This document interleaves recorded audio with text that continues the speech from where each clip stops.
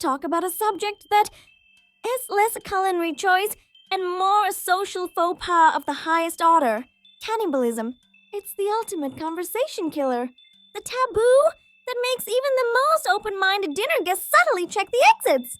But what if I told you that for most of human history, the accusation of cannibalism has been less about what is on the menu and more about judging your neighbors? Forget 5-star reviews. This is history's most misunderstood and often misapplied culinary critique. It is the original way to call someone a monster without having to prove they have horns and a tail. The idea of the now man-eater lurking in the shadows of the unknown world was a fantastically convenient story. As European powers began doodling on maps and claiming continents they'd just discovered, they needed a good reason to justify, well, all the conquering. Enter the cannibal. It was the perfect PR spin. Suddenly, it wasn't an invasion. It was a civilizing mission to save these poor, misguided souls from their horrifying dietary habits. Explorers' logs were filled with breathless, terrified accounts of savage tribes who saw their fellow humans as a walking buffet. The irony, of course, was that while they were pointing fingers and shrieking about savagery, they were engaged in a colonial project that consumed lands, resources, and entire cultures. The accusation was a weapon, a way to dehumanize entire populations and paint them as monstrous others who were simply not like us. It was a self-serving myth, making conquest seem not just necessary, but noble. But here's where the story gets really juicy. While Europe was busy clutching its pearl over the supposed barbarism of distant lands, its own high society was indulging in a practice that looked suspiciously similar. Welcome to the world of medicinal cannibalism.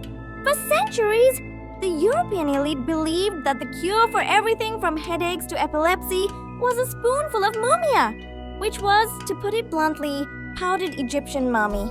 Apothecaries did a roaring trade in human remains.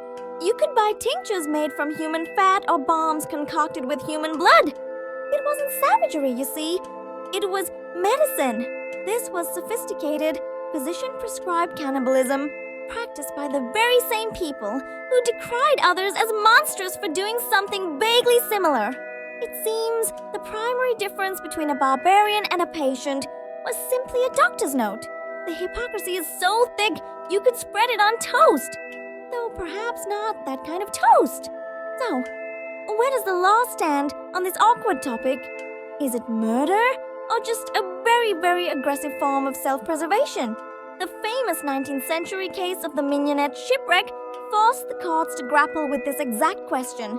After their yacht sank, 4 men were left adrift in a lifeboat with no food or water. 3 of them made the grim decision to kill and eat the 4th, a young cabin boy, to survive. They were eventually rescued and put on trial, not as survivors of a tragedy, but as murderers. The case became a legal and ethical firestorm. It forces us to ask uncomfortable questions. In the face of certain death, do the rules of society still apply? The law ultimately came down on the side of, yes, it's still murder. But the verdict has been debated ever since. It highlights that cannibalism is rarely a custom and almost always an act of sheer desperation. It is the absolute last resort when the only other option is starving to death on the open sea. And that brings us to today, where our obsession with cannibalism has been thoroughly tenderized and served up for mass consumption. From zombies shambling across our TV screens to sophisticated, Chianti-sipping psychopaths in our movies, we just can't get enough of the idea. It's become a pop culture platter of predictable tropes and jump scares, a reliable way to signal that things have gone completely off the rails. The fear is ancient, but our modern fascination with it is often just plain ridiculous. The history of cannibalism isn't really a story about eating people. It's a story about the stories we tell to define who is us and who is them. So, the next time you're planning a dinner party, maybe just be a little more discerning with your guest list. You never know who you're inviting to the table.